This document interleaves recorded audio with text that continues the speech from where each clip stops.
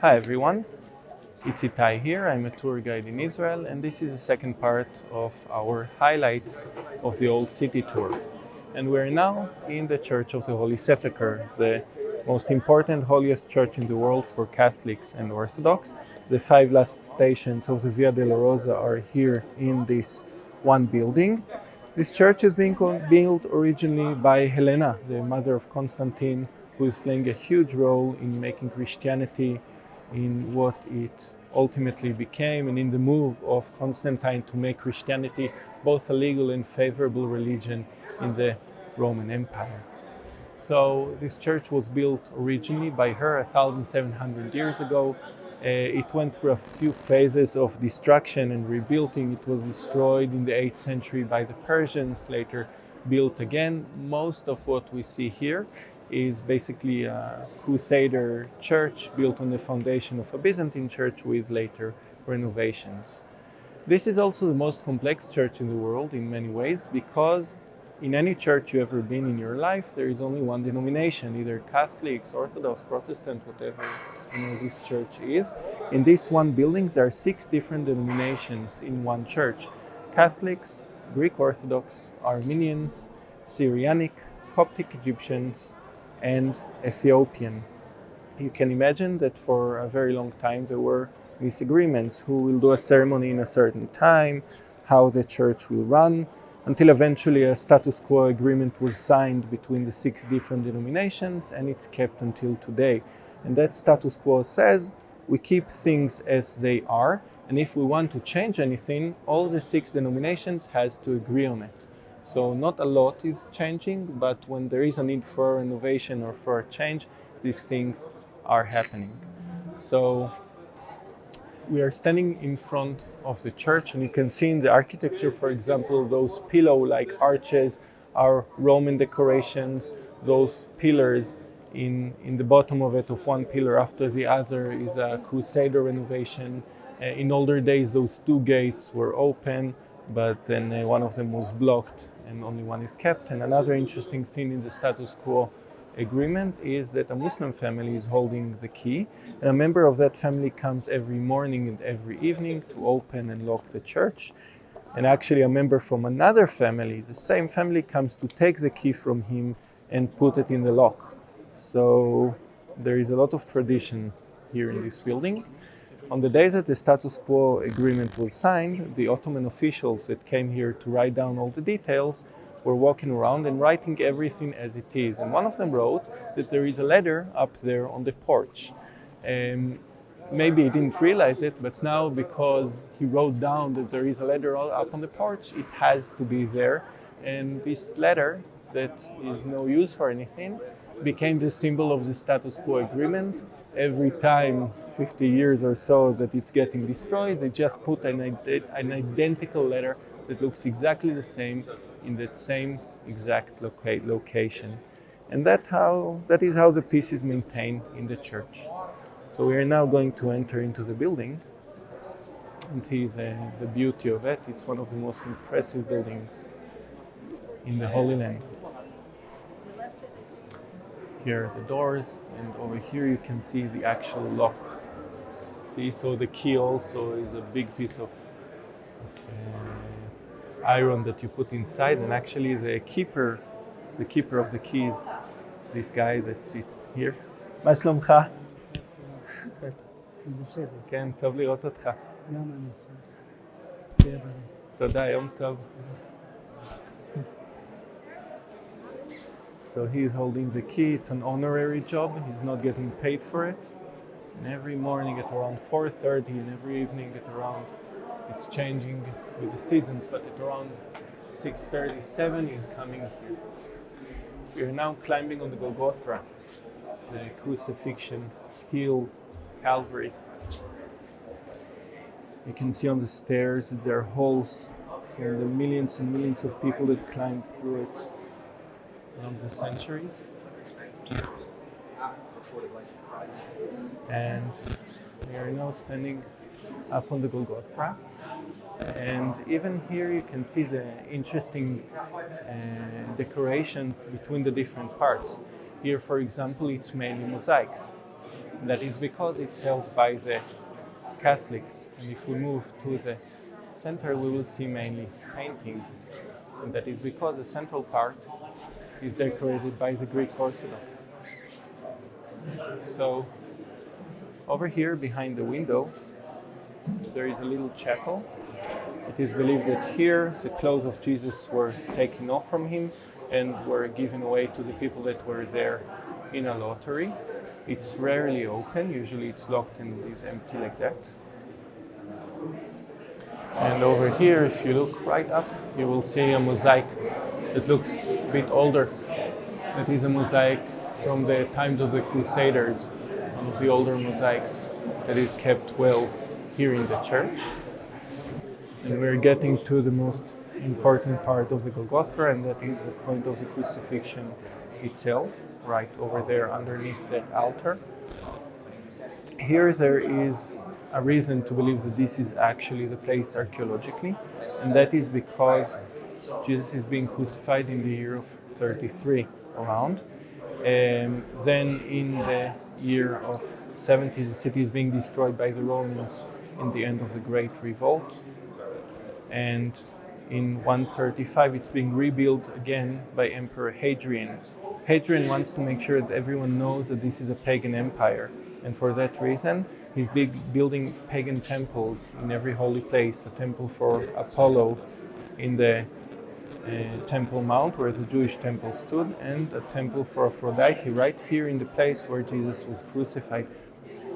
I want you to have a look at the actual place. And there is a hole here where you can reach your arm and touch the actual rock of where the crucifixion took place.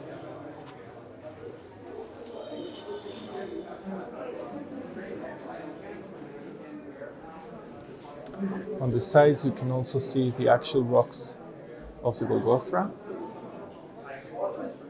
and the wall of iconas showing the crucifixion itself. So Hadrian is building here a temple for Aphrodite to make sure that everyone knows this is a pagan empire. And 200 years down the line, this is where Helena sees the statue of Aphrodite. She knows that this is the reason that the temple was built here, and this is how she identifies this place. So in a way, Hadrian made her a big favor in this way. Over here we can have a look into the main chapel of the Greek Orthodox. Now, in the Orthodox tradition, the altar itself and the ceremony is being hidden from the people who are coming for service. They can't see the actual ceremony, they can hear the singing, and that's why the Greeks are having this gorgeous, beautiful singing during the times of Mass. So this is what is available for the people. It's coming from the tradition that in the temple itself, the work of the priests and the Levites was also hidden from the eyes of the people. And both the Greeks and the Armenians, they decorate beautifully with those lamps. On the high holidays, monks come here with ladders and go to every single lamp and light it on fire, and it creates a beautiful, beautiful atmosphere. Now it's relatively quiet because it's still the times of Corona, but in high season, in order to do what we just did takes longer. There is a longer line to get to each one of those places. And we're now getting off from the Golgothra.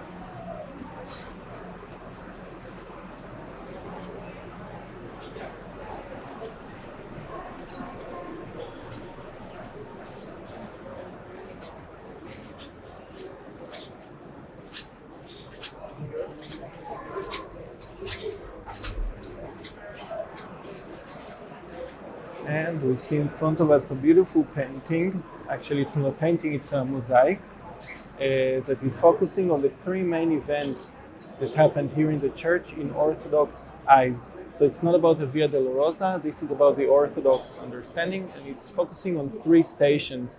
The crucifixion right there on the right, But I want you to notice that under the cross there is a skull. Whose skull is it? Why is it there? We'll get to it later. Right here in the center, we can see the preparation of Jesus for the burial. And this is a main station in Orthodox tradition. And this is a rock that you see over here, believed to be the actual rock on which the body of Jesus was prepared for the burial. Many pilgrims like to pour rose water on it, which always makes this really nice scent around the rock.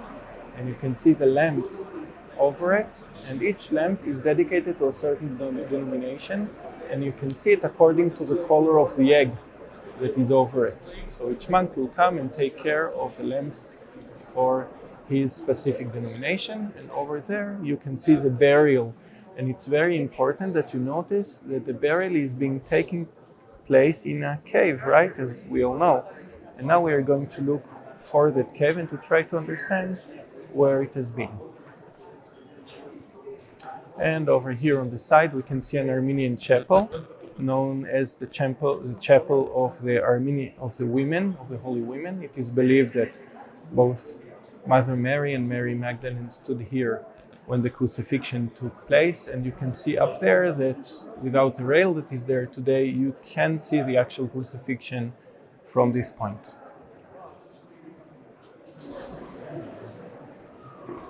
And we're now entering into the main hall of the church. And this is, of course, the place of the burial, the Adicula, which is just beautiful. With the dome and the light coming through it, it's one of the places that you really feel something special. Whether you're a Christian or not, you just feel it. You know? It's a place for which billions of people are praying for centuries upon centuries. And the main question that comes up here is, where is the cave? I mean, we're looking for the tomb and we are looking for a cave. When Helena comes here and she's building here the first church, it was much larger, by the way, than what we see today. She carved away the hill that is around the actual cave to make it more easily accessible to people. So initially a very thin wall was left around the cave itself, and with time it was also destroyed. And later on the Adicula structure was built instead. And this is what we have today. Inside of it there are two rooms. The outer one is the chapel of the angel, believed to be where Angel Gabriel stood when the resurrection took place, and the inner one that is just in there is where the actual tomb was, according to the Catholic and Orthodox tradition. So here on the side we have another chapel, which is a Coptic chapel. Down there is a rock that is actually the side of the tomb. So for people who don't want to stand here in the long lines in the high seasons, they can come here. And before we will try to go inside, I want to show you something which is really nice and interesting. Okay, so 3 steps and we are in a completely different world. Very quiet, and not many people actually comes here. This is a Syrianic chapel. When the Syrianics are doing ceremonies here, it looks very different. They put beautiful fabrics on the walls, and it gets a more special atmosphere. But now it's on the more quiet side. You can see that it was destroyed in a fire. There is still some black on the walls, and because of a dispute they cannot renovate. But what I really came here to show you is this tomb right over there. And this is an original burial system from 2,000 years ago, from the Second Temple period, from the times of Jesus, which is really cool because it's another evidence showing us that it makes sense that there was a burial here. It makes sense that this is where Jesus is buried, somewhere around this area. And it's also interesting to see how burial took place in those days. So you see those 2 niches there.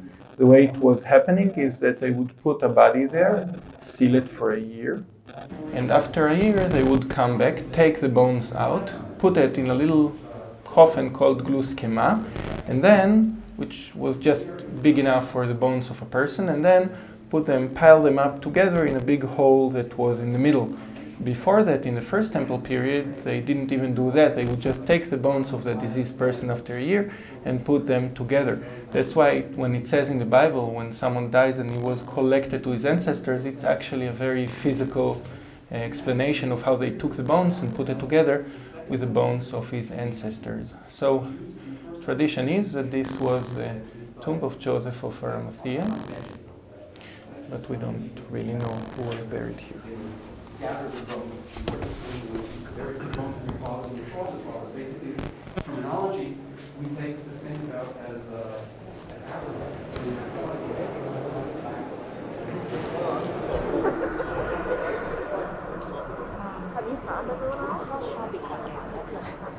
Where'd she go?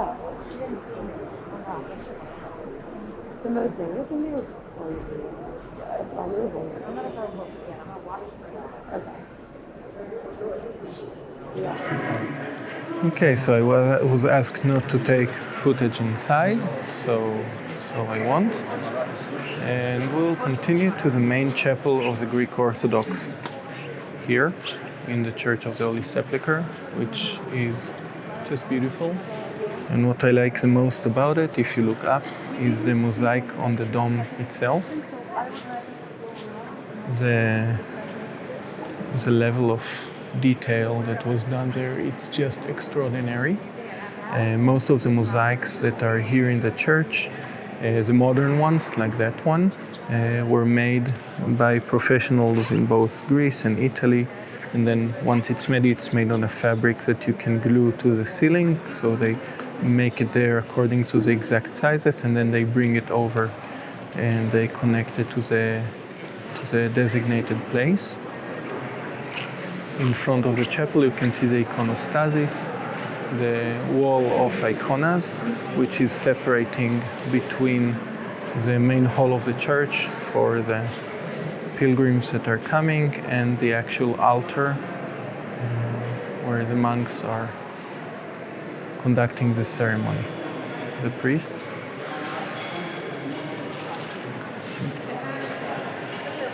We're actually quite lucky because for most of the time this place is closed for visitors, so we could see it today. Those chairs that you see are for the monks during liturgy. They are not sitting for more than 3 hours, so those pieces of wood is where they stand and lean their hands on it, their side of their arms, and in this way they can stand and pray for long durations of time.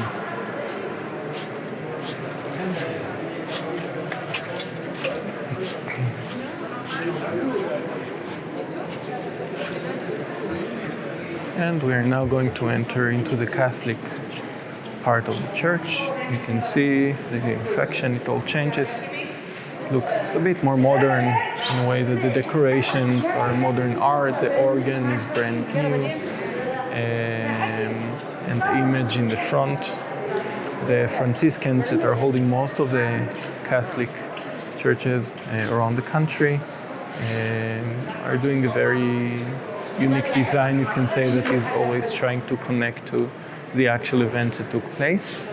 So the event that is commemorated here is what we see there in the image on the wall.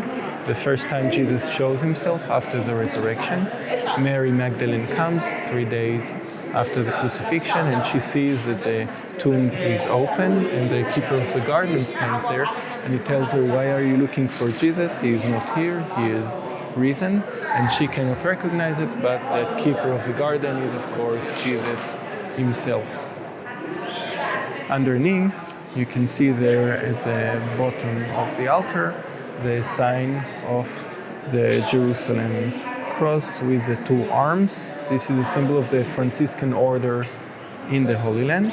The Jerusalem cross is a symbol that was used ever since the Crusader time, the big cross in the middle and the 4 small ones on the side.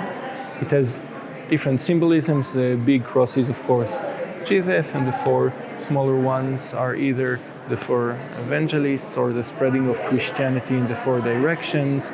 Some would say the 4 continents to which Christianity, went to from Jerusalem, from the center. The two arms are the arms of Saint Francis of Assisi and Jesus. The naked arm is the arm of Jesus. The one with the cloth is the arm of Saint Francis. Both of them has the wound. Saint Francis is known for experiencing the stigmata. Some of the wounds of the body of Jesus has appeared on his body, and that is what is commemorated there in the symbol. Like we spoke about the taphos in the previous video, wherever we see the symbol of the Franciscans, we know it's their property. On the sides, we can see some of the older rocks that are around the church. Some of them are bases of pillars from the Byzantine era. There are many traditions here. This is an Orthodox one.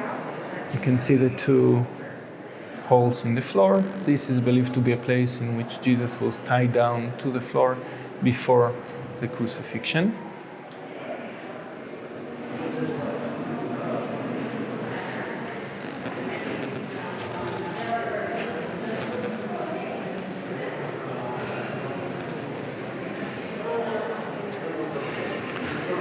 And this is a beautiful corridor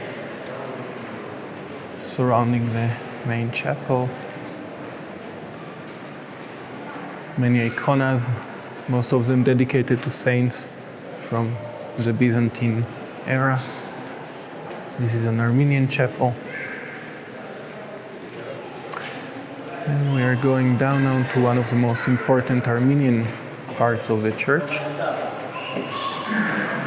And here on the side you can see that the wall is filled with those little carved crosses, right? For some time it was allowed for pilgrims to leave a mark on the side of the corridor, and they carved those crosses. Today, of course, it's not allowed anymore. And we'll see why the cross, why here. So, if you look down on this gorgeous mosaic, you will see different Armenian churches. And in the surrounding square, you will see a biblical story. And maybe you have noticed, but this is, of course, the Noah's Ark story. There are couples of animals, and here just below the camera is the Ark itself. What's to the Armenians and to Noah's Ark? Well, that is, of course, Mount Ararat, which we can see right there. Mount Ararat is a mountain in historical Armenia. It's today in Turkish territory. And this is a mountain believed to be where the Ark of Noah went on shore at the end of the flood. For that reason, the Armenians are very, very deeply connected to it. You can see it there at the wall painting as well. And this chapel is dedicated to the story of the true cross. When Helena comes here and builds the church, she's very curious to find out where is the true cross, what happened to it. And she asks people all over Jerusalem if they know something, and eventually she finds someone who knows something about it. He's Jewish, he doesn't want to tell her anything about it, and she uses all kind of ways, forcefully to make him tell her the secret of where the cross might be. And he's pointing down there where that cave is, and he tells her if you dig down there you will find it. And if you look there you will see a window with 2 lamps, 3, you don't see the third one. This is where Helena stands, according to tradition, as her people are digging lower and lower into that cave. And all of a sudden they find 3 crosses, which makes sense because Jesus was crucified with the 2 thieves, so 3 crosses, which is great. But then how can you know which one is the true cross, which one is the cross on which Jesus was crucified? And here there are a few traditions. One of them says that they brought the cross into a room with a madman, with a mentally ill, and he was healed from it. Another one says that she dripped a few drops of oil on the cross and it started to vaporize. And then she knew this is a true cross, and for years people came here to see the true cross. There you can see Helena standing hugging the true cross. And with time people wanted souvenirs, so they tried to take different parts of the cross. And if you look on the side you will see, it's a little hard to see, but some of the older paintings here from Byzantine time. So people tried to take pieces of the true cross and kind of shrunk with time. And the Crusaders have decided to maybe protect it or magnify it by covering it with gold and taking it to the battlefield. And they took it to the battlefield with them to bring a blessing to their soldiers. But then they lost. Guy de Lusignan lost to Saladin. And Saladin takes the cross, and we don't know where it is ever since. It's a mystery. Some say it's maybe buried somewhere under the Great Mosque in Damascus. Who knows? You're welcome to go and try to find out. Later on, we will be up there looking down from those windows. Yeah.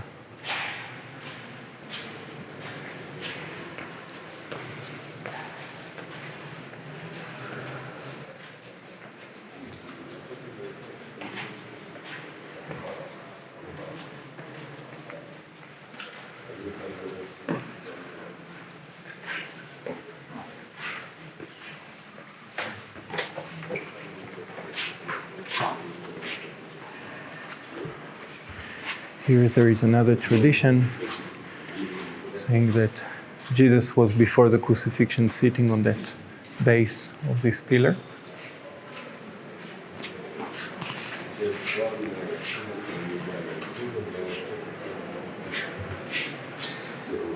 And here we can see on the side of the Golgothra, Calvery.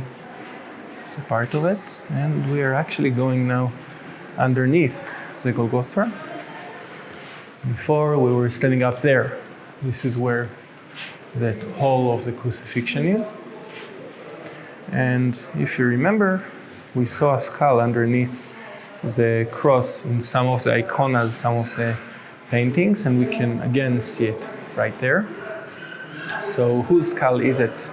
According to tradition, this is the skull of Adam, the first man, which brings some questions. I mean, how come Adam all of a sudden ends up here? So to understand that, we need to go into the theological connection between Adam and Jesus. Adam is the one that commits the original sin. He eats from the forbidden fruit. And Jesus comes to the world to clear everyone from the original sin. Or in other words, Jesus comes to fix the problem that Adam created. And here there is a tradition that brings everything together, closing the cycle in a beautiful way. So it is written that there is an earthquake when Jesus is crucified. A crack is being formed in the ground, and behind the window you can see that crack. And the blood of Jesus is flowing down through the crack and reaches the skull of Adam that is just down here. At that moment, when the blood of Jesus is touching the skull of Adam, Adam opens his eyes for a fraction of a second, understands that his sin was forgiven, and is closing his eyes again for eternity. During the Crusader time, this was a favorable place for Crusader kings to be buried in. So actually it's a royal graveyard of the kings. The queens are buried in another church in Gethsemane. Many people who are not aware, but they sit here on those benches, and actually they're sitting on tombs of Crusader kings. Behind the door, there is a reliquarium. This is where the Greek Orthodox are keeping relics, bones of important monks, a piece of wood believed to be from the real cross. Usually it's closed. Sometimes you're lucky and you see it open. And over here you can see another stone coming out from the wall, and that is another tomb.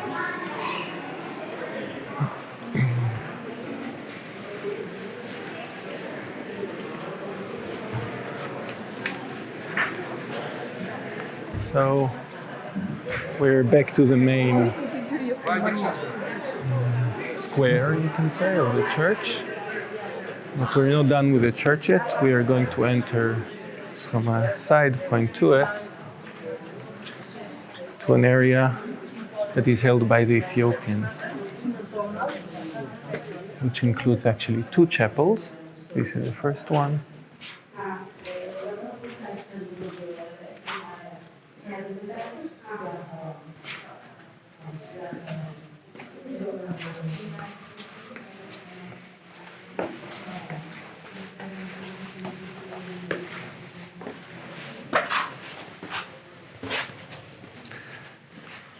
And this is a second.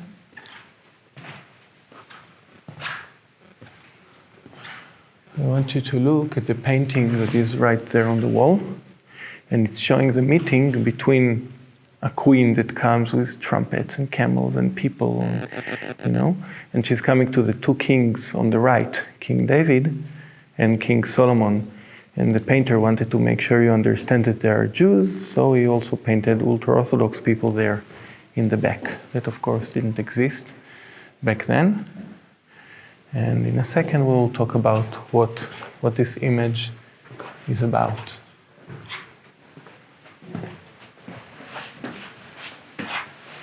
And we're leaving Ethiopian part and getting to the roof of the Armenian chapel we were standing on before. And I told you we'll look down from the windows. These are the windows. And this is where the Ethiopian monks live. As you can see, in very basic conditions, especially in the cold Jerusalemite winter. But I think that for them to live inside the compound of the Church of the Holy Sepulchre is something that makes them happy. So the Ethiopian tradition goes back all the way to biblical times, to the meeting between the Queen of Sheba and King Solomon. So in the Ethiopian tradition, they fall in love, and the Queen of Sheba becomes pregnant, and later on she gives birth to a boy named Menelik. Menelik grows up in Ethiopia, and he wants to meet his dad, so he's going on a journey to Jerusalem. And he meets Solomon here, and they have a very nice father and son relationship. And before he's going back to Ethiopia, Solomon gives him 2 gifts. The first one is his blessing to become a good king, and the second one is a replica, a copy of the Ark of the Covenant. Menelik heads back to Ethiopia, and in the middle of the way he finds out that one of his priests was a bit naughty, and he changed the replica with the real ark. So now the replica is in the temple, and the real ark is going down to Ethiopia. He was about to bring it back, but then he received a divine message that it's God's will that the ark will go down to Ethiopia, so he took it with him. And the ark is in Ethiopian tradition, is in Ethiopia until today. It's held in a chapel. One monk is chosen to take care of it, and once he's chosen, he's always near the ark in the compound of that chapel. He never leaves. So this is the ninth station right there, which is the 3rd fall of Jesus. And we're now moving backwards with the Via Dolorosa, the Catholic tradition of the way of the crucifixion.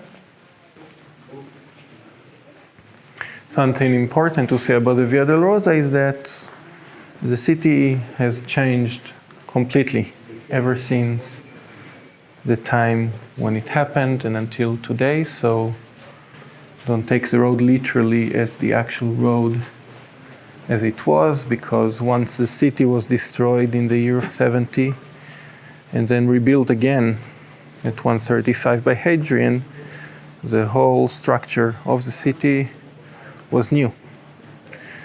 And the Via Dolorosa as well formed with time. Some traditions were added to it that are not written in the New Testament. But the basic idea is that it starts at the Antonia Fort the fort of the Roman army that was on the side of the Temple Mount, and from there went up towards the Golgothra.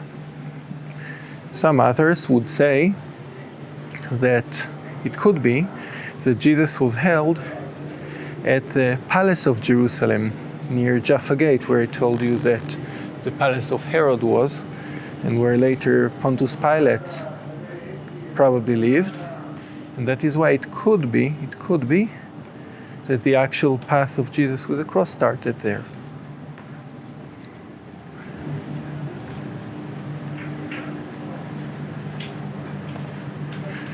And as we are going down the staircase, we are leaving the compound of the Church of the Holy Sepulchre. Those windows that are up there are a part of a Russian church called Alexander Nevsky. It is a part of the historical Church of the Holy Sepulchre from the times of Helena. Later on it was separated, and today it's a different compound with a different entrance, but in the same large structure. And as we're getting to the bottom of this staircase, we are moving from the Christian quarter to the Muslim quarter.